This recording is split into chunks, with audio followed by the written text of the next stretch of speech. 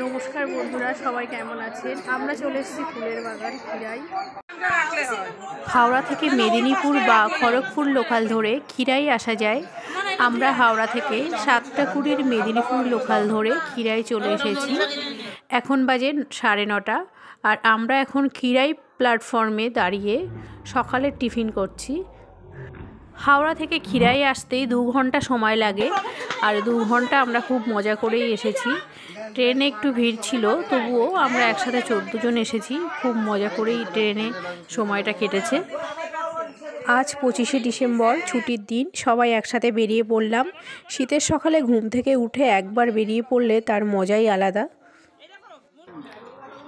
সবাই এখন খেতেই ব্যস্ত। খাওয়া শেষ হলে ফুলের বাগান যাব।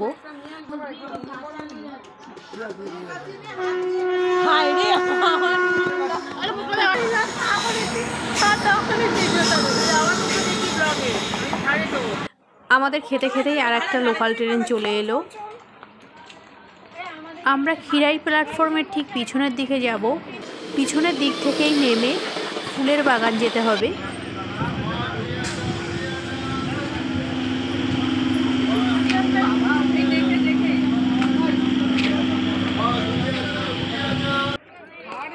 ঠিক এই জায়গা থেকে নেমে তারপর ফুলের বাগান যেতে হয়। হেঁটে যাওয়া যায় বা এখানে গাড়িও আছে, গাড়িতে করেও যাওয়া যায়। আজ 25শে ডিসেম্বর, ছুটির দিনে ফুলপ্রেমী অনেক মানুষই কিন্তু এসছেন খিরাই ফুলের বাগান দর্শনে। আমরা গাড়িতে উঠলাম না, হেঁটেই যাব ফুলের বাগান। দেখুন, রাস্তার পাশে পানি ফলের জলাশয়, পানি ফল তুলছে। বন্ধুরা, যে রাস্তাটা দেখতে পাচ্ছেন, এই রাস্তাটা কিন্তু অন্য সময় থাকেই না। চারিদিকে ঝোপঝাড় লতা পাতায় ভরা থাকে। ঠিক এই সময়টা ফুলের সময়, আর এই সময়েই গাড়ি চালকরা রাস্তাটা বানায় মানুষজন যাওয়ার সুবিধার জন্য।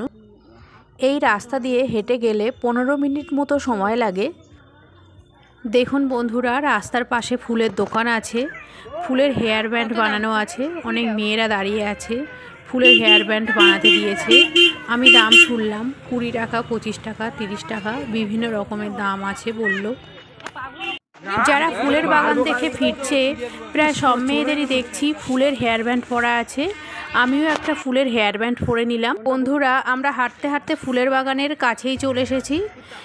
কিন্তু আপনারা যারা এখনও আসেননি, তারা আসবেন যারা, তারা কিন্তু অবশ্যই গাড়িতেই আসবেন 20 টাকা ভাড়া দিয়ে। গাড়িতে না এলে এখানে আসা খুবই মুশকিল। এত ধুলো রাস্তায়, এক একটা গাড়ি যাচ্ছে আর পুরো ধুলোয় ভরে যাচ্ছে। আমরা ফুলের বাগানে চলে এসেছি। এখানে ফুলের মেলা বসেছে 22 তারিখ থেকে। এই মেলার ভেতর দিয়ে গিয়েই ফুলের বাগানে ঢুকবো। মেলার ভিতরে ফুলের দোকান ছাড়াও বিভিন্ন ধরনের খাবারের দোকান আছে। চা, কফি, ফুচকা, ফাস্ট ফুড। ভাত খেতে চাইলে সেটাও পাবেন এখানে। এখানে এলে আপনাদের খাওয়ার কোনো অসুবিধাই হবে না।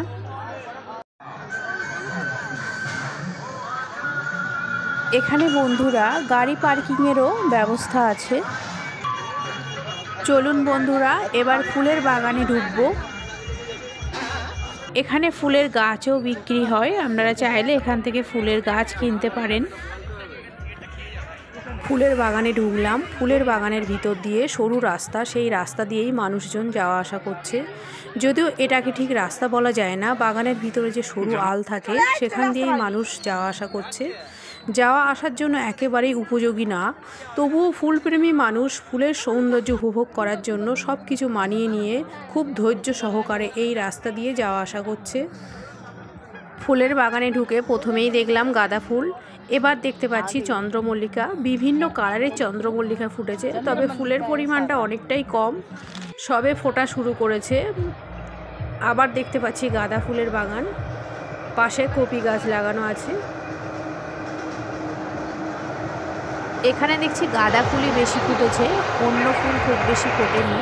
এবছর আশ্বিন মাসে এখানে বৃষ্টির জলে বন্যা হয়েছিল, সে কারণে ফুল গাছ লাগাতে অনেক দেরি হয়ে গেছে, ফুল ফুটতেও দেরি হচ্ছে। তবে আর দিন 10 পর যারা খিরাই ফুলের বাগান দেখতে আসবেন, তারা কিন্তু আরও অনেক ফুল দেখতে পাবেন।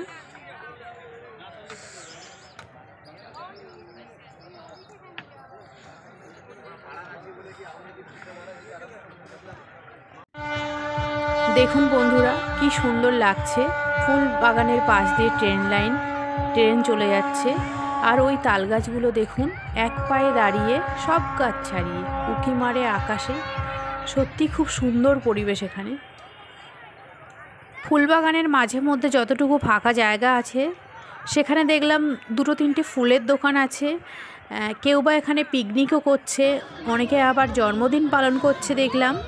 দেখুন এই ছেলেটির 18 বছরের জন্মদিন পালন করা হচ্ছে এখানে।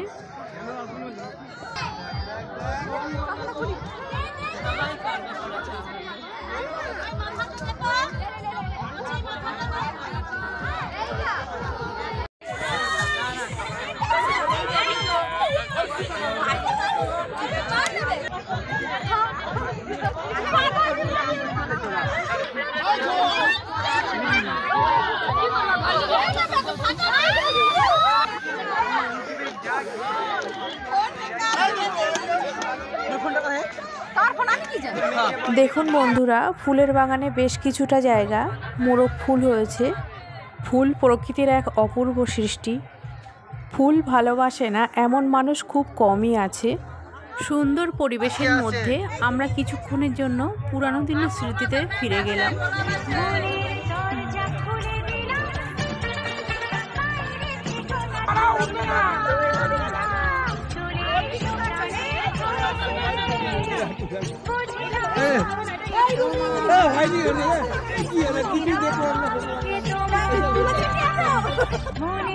আরে না না,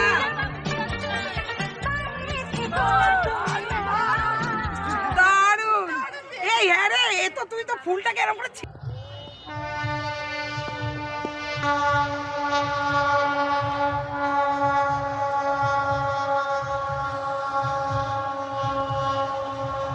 সোনা সোনা খামে মোড়া, সবুজে সবুজে ভরা এই পৃথিবী, নেই তো উপমা যেন প্রিয়তমা, ও গো প্রিয়তমা।